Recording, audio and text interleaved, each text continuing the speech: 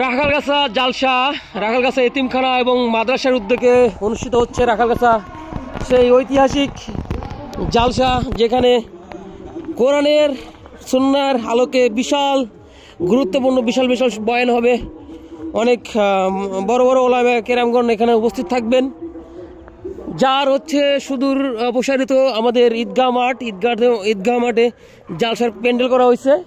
পাশে আমাদের ঐতিহ্যবাহী কবরস্থান, পাশে আমাদের মসজিদ, একই সাথে আমাদের এতিমখানা মাদ্রাসা একই জায়গায়। মাশাল্লাহ মাশাল্লাহ, অনেক সুন্দর টেস্ট। সবাইকে দাওয়াত করছি, সবাই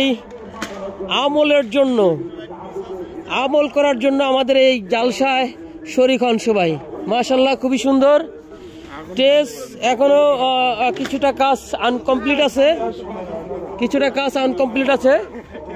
সবাই আমাদের ফাহাদ ভাই, আমাদের ইয়াং জেনারেশন সব হচ্ছে গিগাবাইট সমৃদ্ধ ভাইয়া, সব গিগাবাইট সমৃদ্ধ এখানে আছেন এখন। আমাদের মৌলানা সাহেব আছেন নীরব।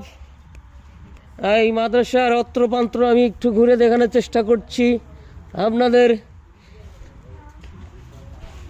এই যে হচ্ছে মাদ্রাসা, এখানে কোকিলের ডাক শোনা যায় সকালবেলা, রাত, সারাদিন 24 ঘন্টা বাচ্চারা কোরআন তেলাওয়াত করে, মনটা উৎফুল্লিত হয়ে যায়। পাশেই কবরস্থান, মাশাল্লাহ খুব একটা ভালো পেজ, আর পরিষ্কার পরিচ্ছন্ন দেখে মনটা আমার ঘুরে যাচ্ছে। নাজারা বিভাগ, অফিস কক্ষ। আসসালামু আলাইকুম ওয়া রাহমাতুল্লাহ। হুজুর সাহেব ভালো আছেন? হুজুর সাহেবের কথা শুনছি, হুজুর সাহেবের সাথে আজকে পরিচয় হচ্ছি। আচ্ছা, এই হচ্ছে স্টুডেন্ট ভাইয়া, আপনি তো এবার পাগড়ি নিবেন তো নাকি? আলহামদুলিল্লাহ। আর দুজন কই? একজনের সাথে সাক্ষাৎ হয়েছে, এই তিনজন, আর যে ভাইস্তা। হ্যাঁ, যাই মাশাল্লাহ, এই তিনজন আমাদের এই মাদ্রাসা থেকে এই বছর মানে পাগড়ি নিচ্ছে। আগামীকালকে তাদের পাগড়ি পরানো হবো। আপনারা সবাই উপস্থিত থাকেন। একটু কষ্টের কথা একটু শেয়ার করি। আসলে আমরা জেনারেলের স্টুডেন্ট, তো একজন স্টুডেন্ট যে পরিমাণ খরচা করে পড়াশোনা করি, এখানে একজন স্টুডেন্ট টাকা দিয়ে এখানে মাদ্রাসায় 10 জন স্টুডেন্ট পড়াশোনা করে। তাদের এই যে অবস্থান, এখানে খাওয়া দাওয়া ঘুম সব এইটুকু রুমের মধ্যে, এটা আসলে একটা দুর্বিষহ জীবন মানে কোরআনের জন্য, হ্যাঁ দিনের জন্য এটা হচ্ছে খুবই সহজ একটা কাজ। এটা তাদের কাছে জিজ্ঞেস করলে তাদের কাছে এটা কোনো ব্যাপারই না।